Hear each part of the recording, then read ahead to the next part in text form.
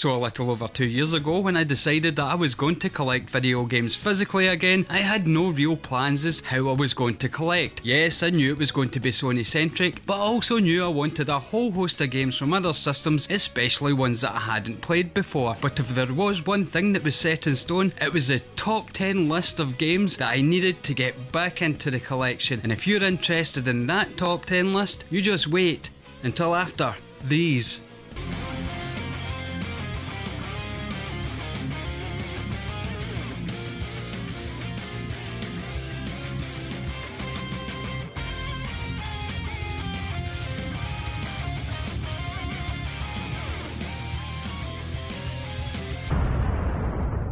Now, just to make this abundantly clear, this is not the definitive top 10 video games list.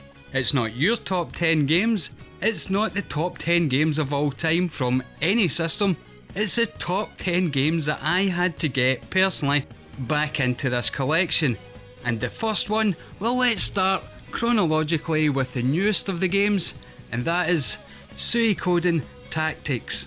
Now, as many of you have already guessed from the title of the game, it's a tactics RPG based in the Suicodin world. And by the time that this particular game made it into my original collection back in 2006, tactical RPGs were absolutely nothing new to me. And I'm fairly certain that a few of you out there watching this will be aware that there is a whole host of tactical RPG games from a whole host of other series. For me, however, getting Suicodin Tactics into the collection was an absolute no-brainer because the Suicodin franchise as a whole is something that has absolutely gripped my heart since I was introduced to the first Suicodin game back in '97. And yes, I know I'm painfully aware of how often I bang on about the Suicodin franchise, but it's a wonderful franchise, and Suicodin Tactics was an absolute no-brainer for me to bring back into the collection, which leads us nicely on to the next game, game number 9, and that is Suicodin IV.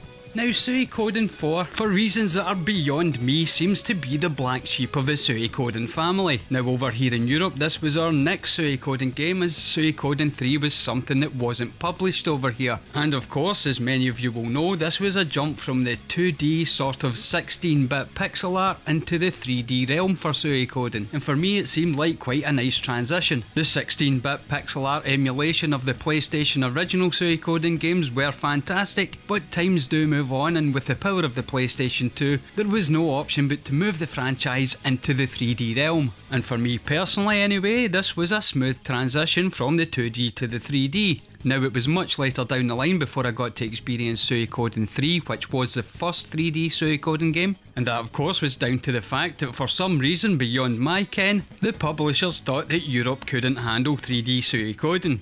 Having experienced Suicodin 3 later on, however, I was quite glad that Suicodin 4 came here first. For me, it's a much truer representation of a 3D Suicodin game than 3 seemed to deliver, well, in my eyes anyway. So Suicodin 4 was an absolute must to get back into my collection, and that moves us on to game number 8, which is the wonderful Kadoka on the PlayStation. Now, Kadoka is an oddity in many different respects. Firstly, it's an Infogrames RPG, JRPG, that was published by SNK over here in Europe. And not only that, it's a Japanese role-playing game that is set in the turn of the century, or turn of the 19th century, I should say, and set in Wales of all places. And of course, combine all that with the fact that Kadoka is a mashup between survival horror and tactical turn-based JRPG, and you have quite a unique game here. And it's certainly a game that I could recommend anyone who's a fan of either survival horror or turn-based tactical JRPGs to go out there and experience if you haven't experienced it. Now, that brings us on to the next game in the list,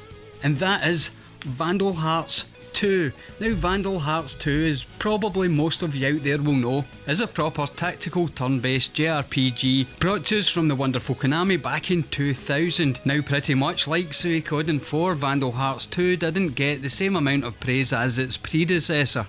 But for me, it managed to mix up the gameplay in a way that made it a little bit more interesting than the first game. Don't get me wrong, I absolutely adore the first Vandal Hearts game, and it's probably one of the best tactical JRPGs for a new player to introduce themselves to the genre. But 2 ramped up the tactics just a little bit by allowing your enemy to move at the same time as you rather than a turn-for-turn basis, which for me certainly spiced up the gameplay enough for me to warrant wanting it in the first place and then getting it back into the the collection all these years later, now that I'm building it back up again. And that leads us on to the next game, and that is Breath of Fire 4. And you may have noticed there that we've switched over from Konami RPGs to Capcom RPGs, because back in the 90s, Capcom and Konami were two of the powerhouses when it came to JRPGs. Now, Breath of Fire was a series of games started on the Super Nintendo, and those first two games that were on that system are well worth going back to take a look at. But in the 32-bit era with the PlayStation, Breath of Fire went from 2D to 2.5D, giving us, the players, a wonderful blend of 2D pixel art and pseudo 3D environments to play in. For many players, Breath of Fire 4 was the pinnacle of the series. For me, well, maybe not, but that's something that we'll look at maybe a little bit later. And that leads us into the next game on the list, and that is Suicodin 2, or as I like to call it, the greatest game of all time. Well, that and Final Fantasy VII, both of them are the greatest game of all time. But Suicodin 2 is an absolute wonder of a game. I bang on about this game all the time, and I will bang on about it until they bury me 6 foot deep. And I'm absolutely justified in doing so, because I don't think you'll find a better JRPG out there today. And yes, we've came a long way since Suicodin dropped in 2000. Graphical fidelity has got better, storage medium has got larger, we can tell bigger, more expansive stories with prettier graphics and a whole host of other bells and whistles. But when you strip a video game down to its bare bones, which is quite simply its gameplay and its fun,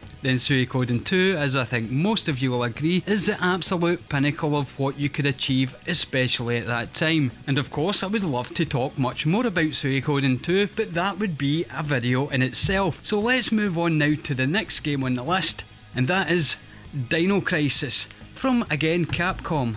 Yes, I can imagine your face now looking at this list of games so far and saying, well, at least we have one that's not an RPG. But of course you have to remember the thing that drew me away from PC gaming back in the early 90s, and most certainly dragged me off the 16-bit consoles, was not just the introduction of the Sony PlayStation, but it was the introduction of a little game called Resident Evil. Now, I'm fairly confident that you all know what Resident Evil is, and you all know that Dino Crisis is merely Resident Evil with dinosaurs instead of zombies. So let's move on to the next game, and that is Breath of Fire 3. Now, although a lot of people prefer Breath of Fire 4 to Breath of Fire 3, I tend to veer more towards the Breath of Fire 3 camp. Now, that's probably due to the fact that it was the first Breath of Fire game that I had played, and I often find the first game that I play in a series is the game that I love the most, even if that's the very first game in that series and is much more basic than the later additions. Now, the thing that really drew me in with Breath of Fire 3 was the combat, or the slight modification to combat that I was used to in JRPGs. Yes, it is still turn-based, but it had something special. It had the combination of magic. Now, anyone who doesn't play JRPGs or turn-based combat JRPGs, this is a brief explanation. Normally you take one go, you attack your opponent, and then they attack you. You have a party of several members who all can have different movesets. With Breath of Fire 3, if you had a character who could cast Fire Spell, and then your next character could cast a Wind Spell, those two spells could combine to make a much greater spell, and that was something that I had never seen in any other JRPGs that I had played at the time. So Breath of Fire 3, employing that slight change to the tactics when it came to the combat, absolutely captured my attention back in 1999. But next up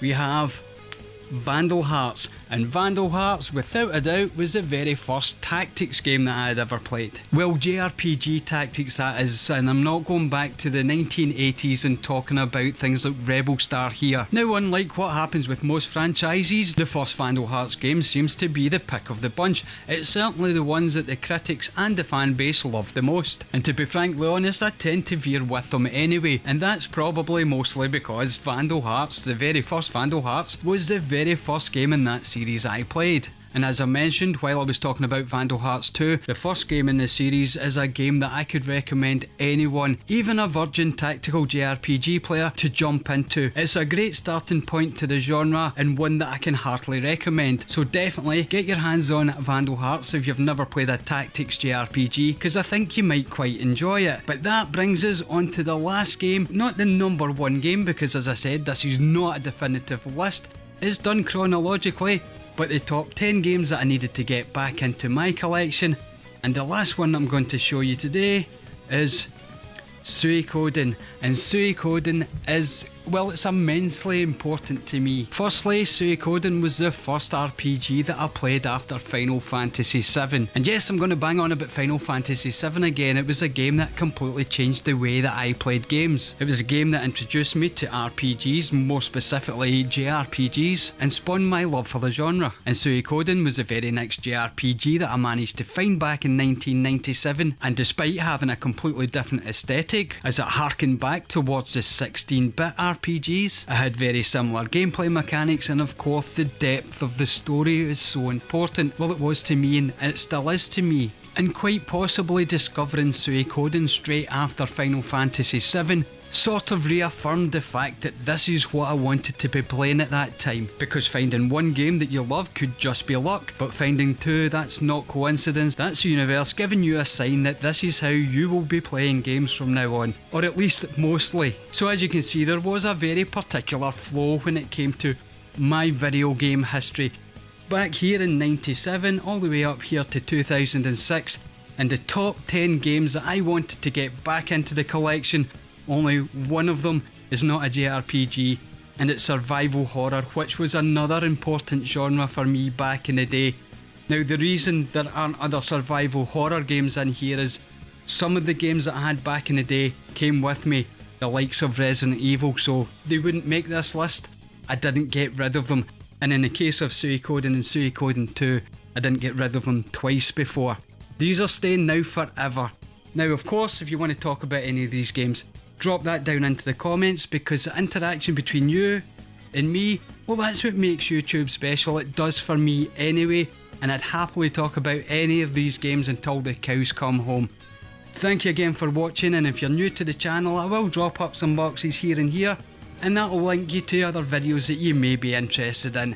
But until next time, as always, cheerio!